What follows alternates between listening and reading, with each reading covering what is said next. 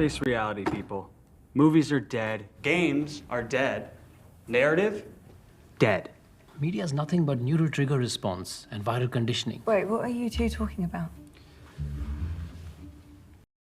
If you're in a boxing match, you're gonna box. Where like if you're in Yeah. the UFC, you might like just meet up with somebody who gets your weaknesses on like various different types of things. Yes, Because but I've seen Mhm. guys full blown isolate. Like, oh, you can't do this, so I'm gonna isolate. I'm gonna force this to be in this area of fighting, right? Like if you have a guy who's like a world class jujitsu guy, those guys usually get stomped out fast. If they're not good at striking, they get rolled very quickly because they don't know how to fucking punch and shit, right? So they get their asses whipped like really quickly. It's like, oh, I just won't go to the ground with you. Duh, we'll just stand up and I'll just beat the shit out of you, which is Yeah. what usually happens. But there was an interesting scenario with Sean Strickland fighting Adesanya, where he kept it almost into a strictly boxing match, and Adesanya looked fucking lost. He was like, "What the fuck do I do with this?" And it's like, it's just boxing, man. Like, granted, Strickland's not some great boxer in my opinion. People call him good because he does okay in the UFC with it, but he's not that great at boxing. And yet he took this, ninja samurai anime back flipper Adesanya and just isolated a certain portion of it, and Adesanya looked fucking lost. He's like, "What the fuck do I do?"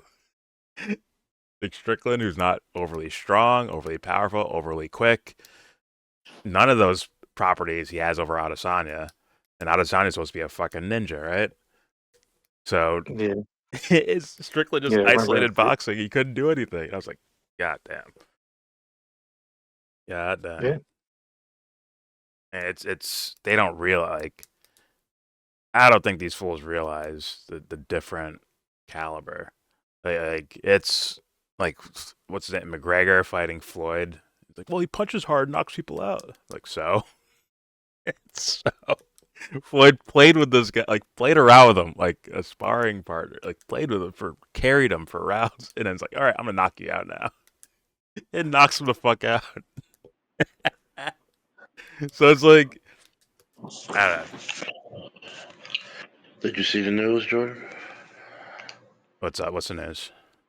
The Terry Rozier shit. Oh yeah. So you sent me the video, but I didn't go into it yet. I didn't watch it. Yeah, I didn't watch it. I was waiting for you, but I fell asleep.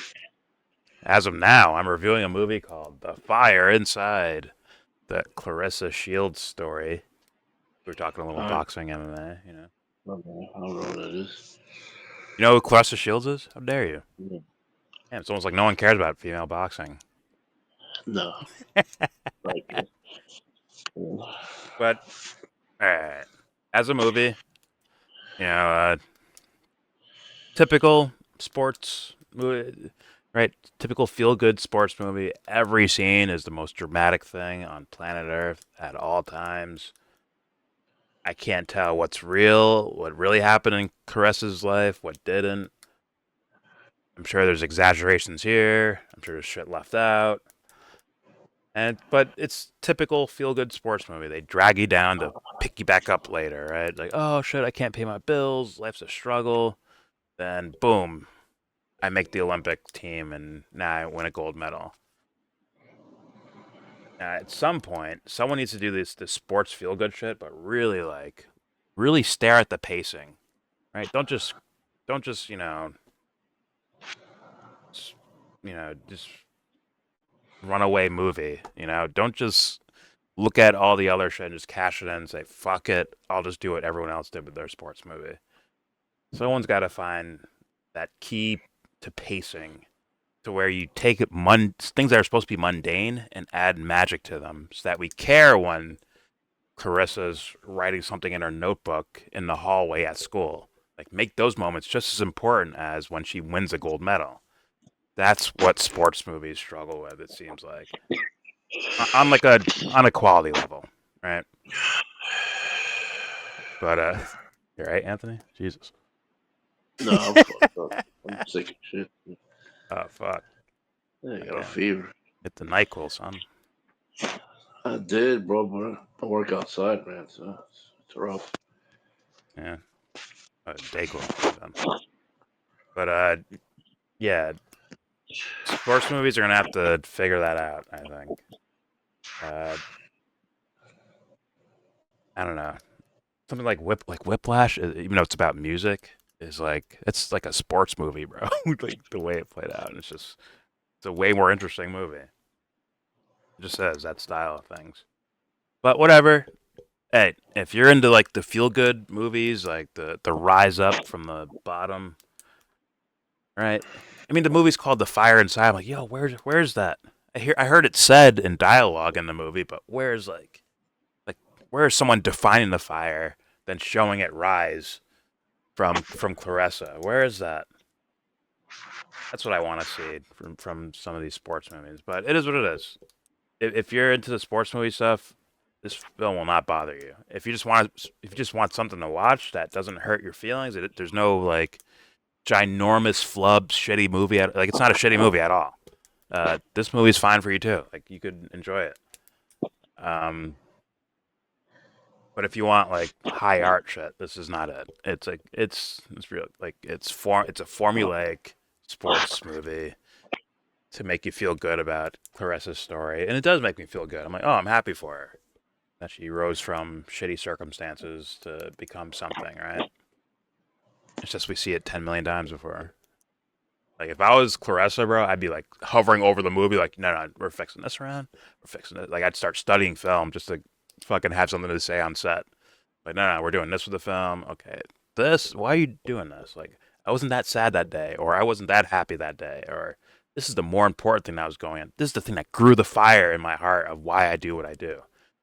But I assume they talked to Clarissa Shields, and she gave them the stereotypical Derek Jeter athlete phrase, like, oh, Clarissa, like, well, how'd you feel about this part of your life?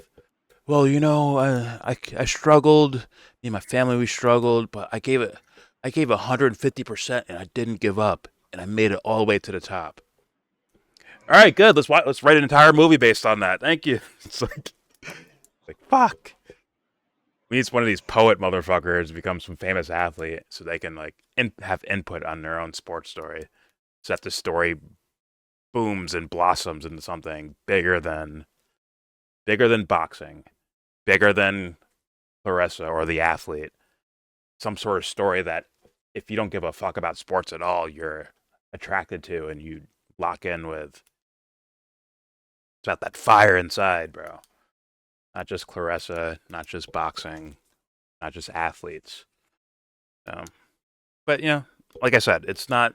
There's no major fuck ups here. This is not a bad movie at all. I don't think it's a bad movie. It's just kind of cliche and formulaic, which could make it a whatever movie. But whatever. Do I recommend? I'm going to recommend this. I'm going to recommend this for, once again, people who are just like into the feel good sports stuff, or if they're like, I just want something like that'll hold my attention, I guess, and I can just watch it. Boom, this movie works. My grade, I'm going to give this a 6.5, 6.6, 6.5, 6.6 out of 10. I think it's a solid movie. It's a solid 6.6. It's not like a shit 6.6. It's not a disappointment. It's just even keel, right? It didn't drop below the stereotypical sports feel-good story thing. It just stayed with it, which can be boring for people, but whatever. It's still okay in that regards. Anyone else want to say anything about this movie? The Fire Inside. The Clarissa Shields, kind of her story thing. Or her rise in boxing. No? Alright.